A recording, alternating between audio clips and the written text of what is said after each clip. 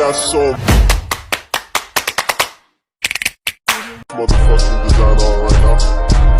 Bring it down, bring it down, bring it down. I got three old guys to walk.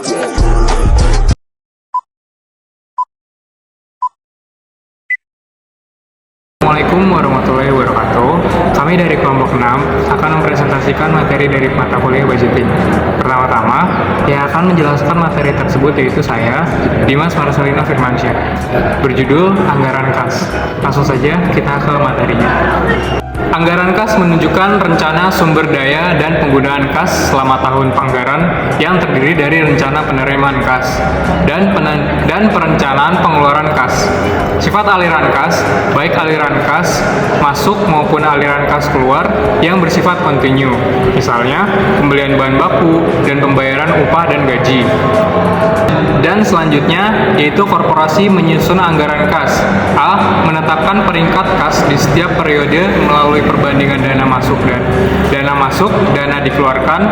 B. Meramal terjadinya kelebihan ataupun kekurangan.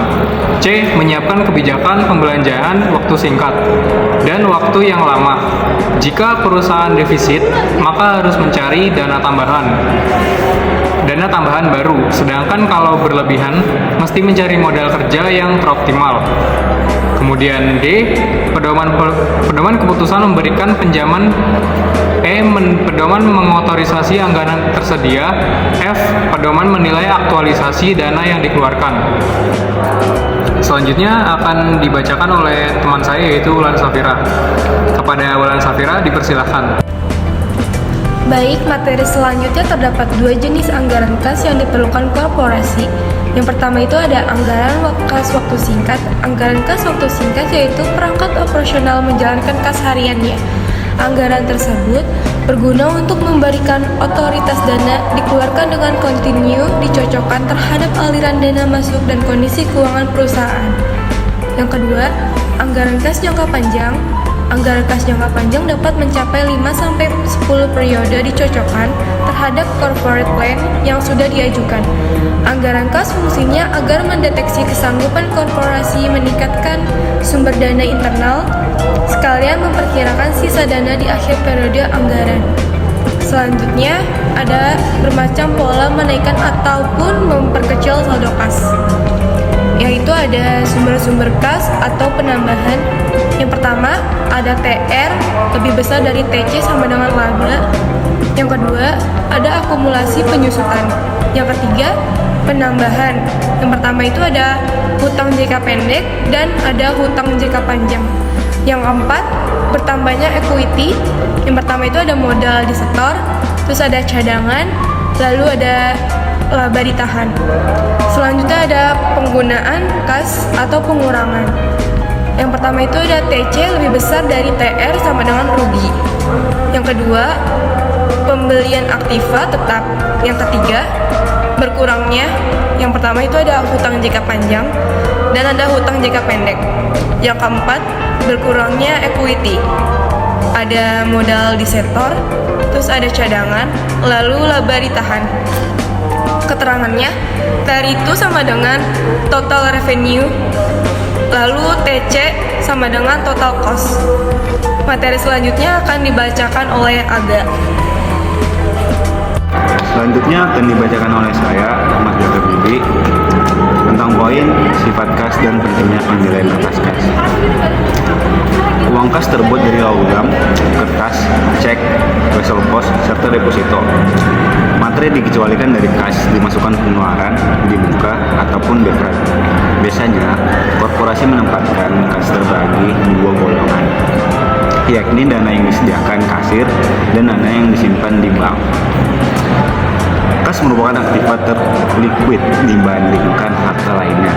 Karena itulah, kas sangat rentan dimanipulasi dan diselewengkan tergantung di laporan keuangan. Kas dilaporkan urutan ke-1, dilanjutkan perkiraan piutang, dan selanjutnya disesuaikan berdasarkan kelancarannya. Lazimnya, alur korporasi kas dianggap paling penting. Apabila mempunyai uang kas, sebuah korporasi bisa mendapatkan barang dari rekanan, kemudian melepaskan barang tersebut ke pelanggan. Dengan transaksinya, kebanyakan transaksinya tidak tunai. Timbullah piutang, kemudian ditagih agar mendapatkan kas. Selanjutnya pola diulang lagi. Kebanyakan transaksi, langsung maupun tak langsung, berpengaruh terhadap pemasukan dan pengeluaran kas. Agar terhindar dari incaran manipulasi dan penyelewengan, maka dibutuhkan pengendalian internal terhadap kas itu sendiri. Selanjutnya ada poin-poin penting agar pengendalian internal diterapkan dengan apik dan mumpuni terhadap kas.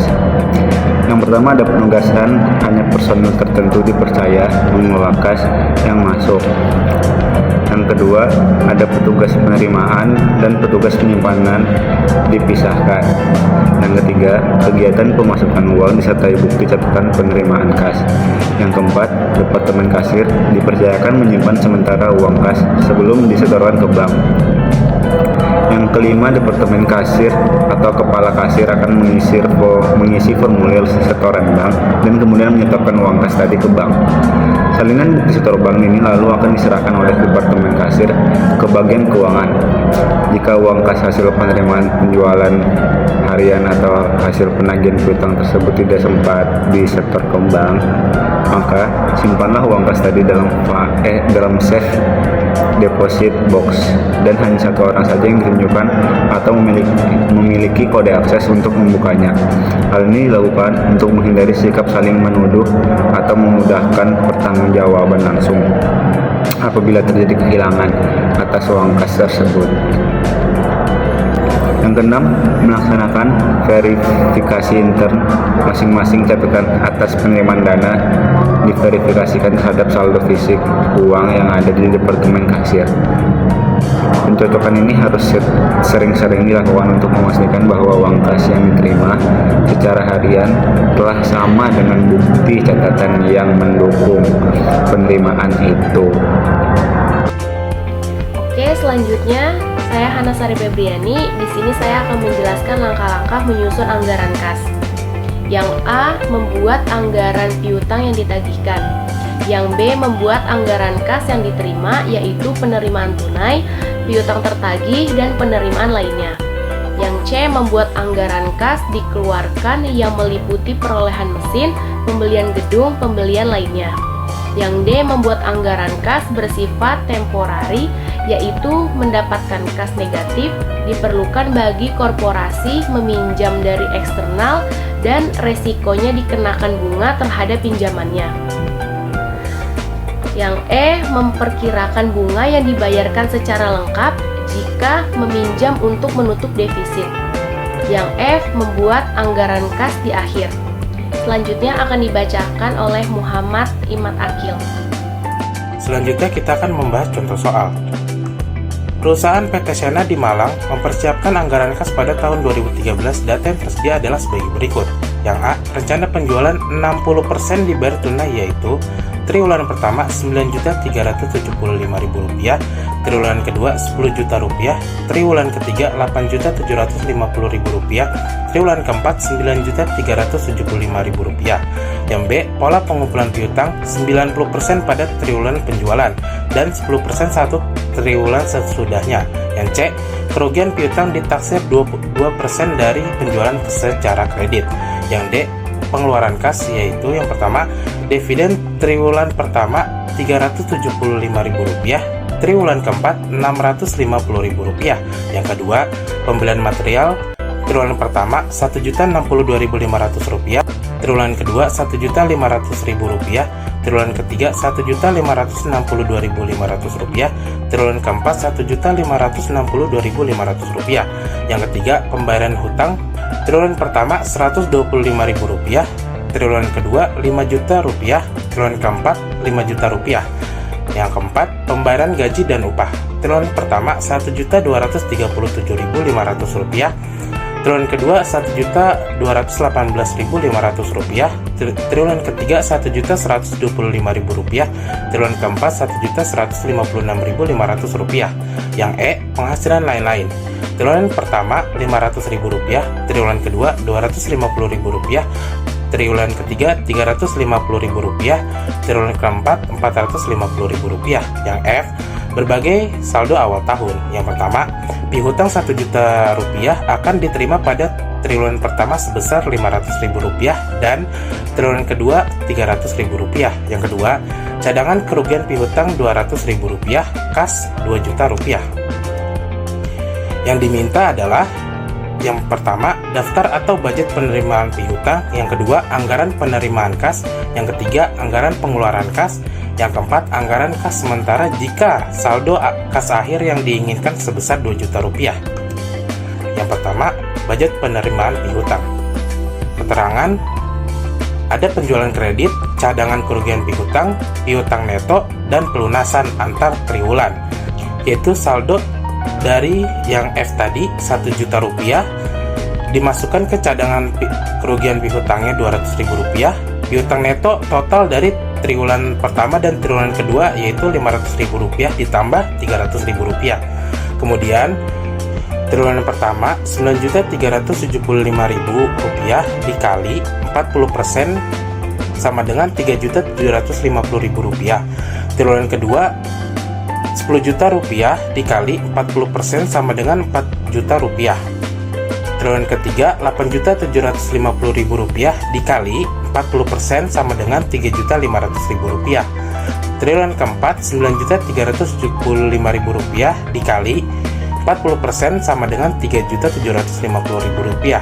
Kemudian di cadangan kerugian piutang yaitu triwulan pertama Rp3.750.000 dikali 2% dari keterangan di soal yang C sama dengan Rp75.000.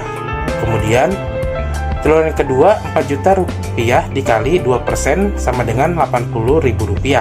Triwulan ketiga Rp3.500.000 dikali 2% sama dengan Rp70.000. Triwulan keempat Rp3.750.000 dikali 2% sama dengan Rp75.000. Piutang neto adalah penjualan kredit dikurang cadangan kerugian piutang, yaitu triwulan pertama Rp3.750.000 dikurang Rp75.000 sama dengan Rp3.675.000. Triwulan kedua Rp4 juta dikurang Rp80.000 sama dengan Rp3.920.000. Triwulan ketiga Rp3.500.000 dikurang Rp70.000 sama dengan Rp3.430.000. Ya, triwulan keempat Rp3.750.000 dikurang Rp75.000 sama dengan Rp3.675.000. Kemudian di pelunasan triwulan pertama Rp500.000 dari keterangan soal F ditambah triwulan pertama Rp3.675.000 dikali 90% dari keterangan soal B sama dengan Rp3.307.500. Kemudian di triwulan selanjutnya dikali 10%, Rp3.675.000 dikali 10% sama dengan Rp367.500. Kemudian di triwulan kedua Rp3.920.000 dikali 90% sama dengan Rp3.528.000. Kemudian di triwulan selanjutnya Rp3.920.000 dikali 10% sama dengan Rp392.000. Kemudian di triwulan ketiga Rp3.430.000 dikali 90% sama dengan Rp3.087.000. Di triwulan selanjutnya Rp3.430.000 dikali 10% sama dengan Rp343.000. Di triwulan keempat Rp3.675.000 dikali 90% sama dengan Rp3.375.000. Kemudian semua itu ditotalkan. Di penjualan kredit totalnya adalah 16 juta, cadangan kerugian piutang totalnya Rp500.000, piutang neto totalnya Rp15.500.000. Triwulan pertama totalnya Rp3.807.500. Triwulan kedua Rp4.195.500. Triwulan ketiga Rp3.479.000. Triwulan keempat Rp3.650.500. Kemudian di nomor 2 anggaran penerimaan kas ada keterangan piutang, penjualan tunai, dan lain-lain. Triwulan pertama didapat dari pelunasan yaitu Rp3.807.500. ditambah penjualan tunai dari Rp9.375.000 dikali 60% sama dengan Rp5.625.000, dan lain-lain Rp500.000 itu dari keterangan soal yang penghasilan lain-lain, yaitu Rp500.000 dengan total Rp9.932.500.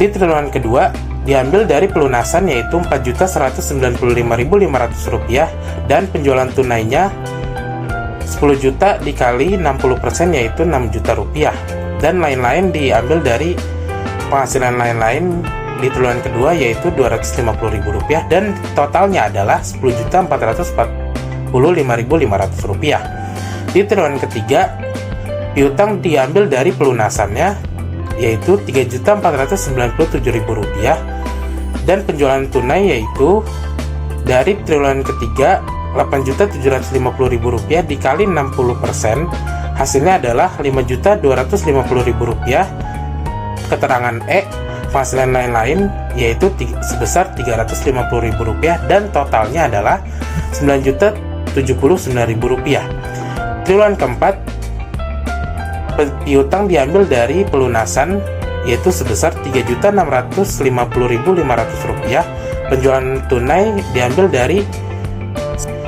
Rp9.375.000 dikali 60% sama dengan Rp5.625.000, dan lain-lain yaitu dari keterangan penghasilan lain-lain sebesar Rp450.000 dan totalnya adalah Rp9.725.500.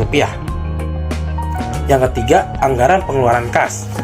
Keterangannya ada dividen, pembelian material, pembayaran hutang, pembayaran gaji dan upah, dan total.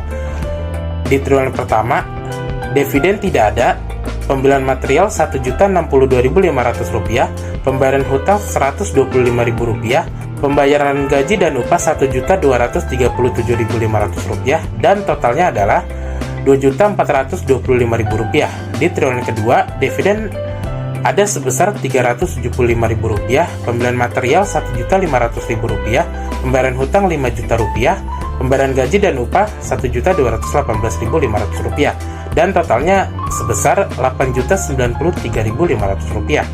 Di triwulan ketiga, dividen tidak ada, pembelian material Rp1.562.500, pembayaran hutang tidak ada, pembayaran gaji dan upah Rp1.125.000, dan totalnya adalah Rp2.687.500.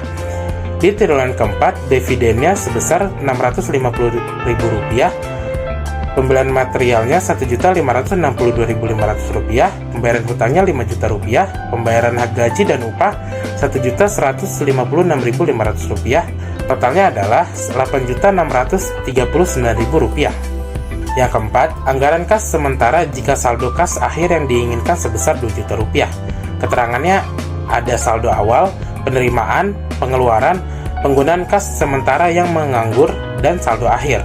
Di triwulan pertama, saldo awalnya Rp2 juta, penerimaan dari yang nomor 3 anggaran penerimaan kas sebesar Rp9.923.500 ditambah dengan Rp2 juta, hasilnya adalah Rp11.923.500. Pengeluaran dari nomor 3 anggaran pengeluaran kas yaitu sebesar Rp2.425.000.